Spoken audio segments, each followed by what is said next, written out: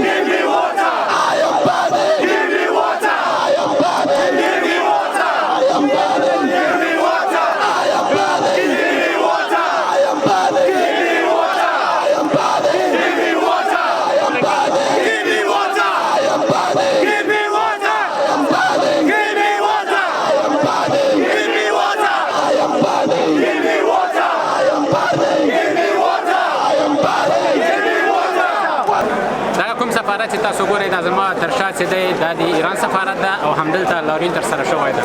هیوادوال پس دغلته نارې وهي چې مرګ په ایران باندې او همدارنګه بعضې نور شعارونه ورکوي، نو هغه به هم تاسو ته په دې ویډیو کې در وښیم.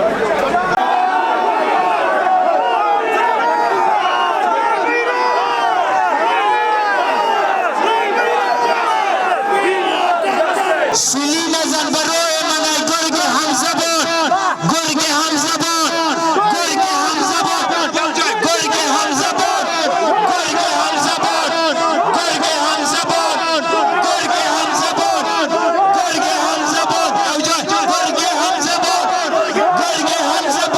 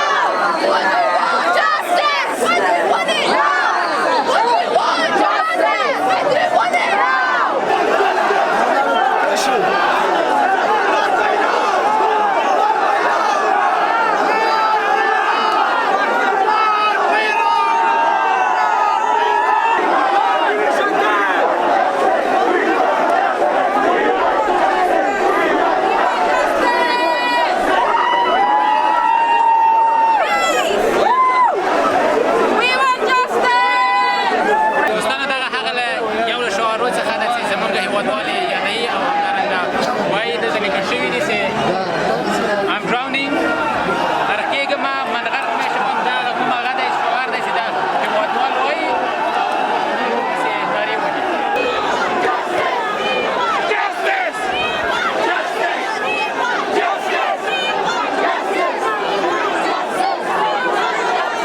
ټول ملل متحد نه سازمان د ملل نه امداد د خیریه بشر نه کومک غواړو چې دې مورد کې جدي اقدام وکړي.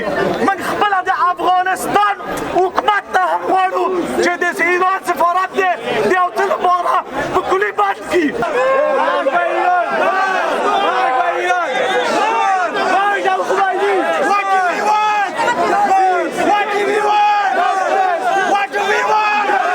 السلام علیکم ټول وطن ته سلامونه یې موږ دلته راغلي یو په پروتست لخوا ایران افغانان سره ډیر ظلم کوي.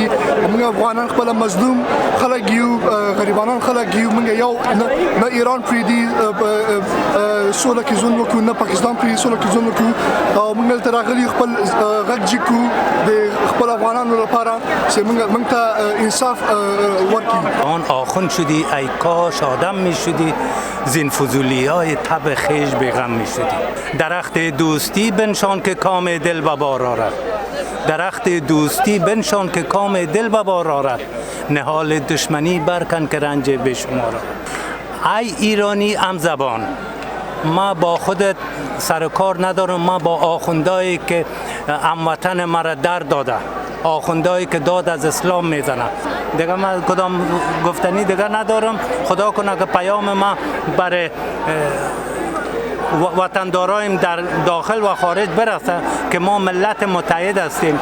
ما تاجک، افغان، پشتون، هزاره کل ما برادر هستیم. در روز بعد که بیایه دیگه هیچ کس به دردم نمیخوره. نمی 35 میلیون نفوسم که افغان، تاجک، هزاره کل ما دست به دست هم بتیم تا این ظالما را ما با پنجه اعمالشان برسانیم. بسیار زیاد تشکر از اینکه به ما وقت مهربانی. برای مردم ما این گفتنیم است که یک دست شویم تا کی از فامیل خود ما یک نفر بسوزه یا در دریا بفته که ما بریم اینجا صدای خدا بکشیم یا ما میگم اون پشتون بود یا تاجیک بود چرا یک صدا شویم. اگه یک صدا شویم یک افغان هیچ کس سر ما نمیرسه. هیچ کس سر ما نمیرسه. اگه ما یک اتحاد شویم اگه ما نصف ما طرفداری از ایران کنیم جاسوسی ایران نکنیم نصف ما جاسوسی پاکستان نکنیم جور شدنی نیست رقم. ما عدالت میخواهیم. ما از حقوق بشر میخواهیم که پرسان کنه. این ما میگم که در دادن افغانا یک اکسیدنت نبود. یک مادر است. این مادر بود سر از او تیل انداخته شده. اونا را در دادن. حقوق بشر کجاست؟ چرا یک نفر از حقوق بشر نیست که بیای پرسان کنه از ما؟ چرا پرسان نمیکنن؟ چرا؟ شما به خاطر چی اینجا آمدید و از کشور افغانستان هم و از بزرگای افغانستان چی خواهش دارید؟ چی باید شود؟ از ما بارها سوال کردن از ما بسیار انتریو گفتن اینمی گپ است که صدای ملت ما را در افغانستان کسی نمیشنود. دولت مردای ما صدای ما را نمیشنوند.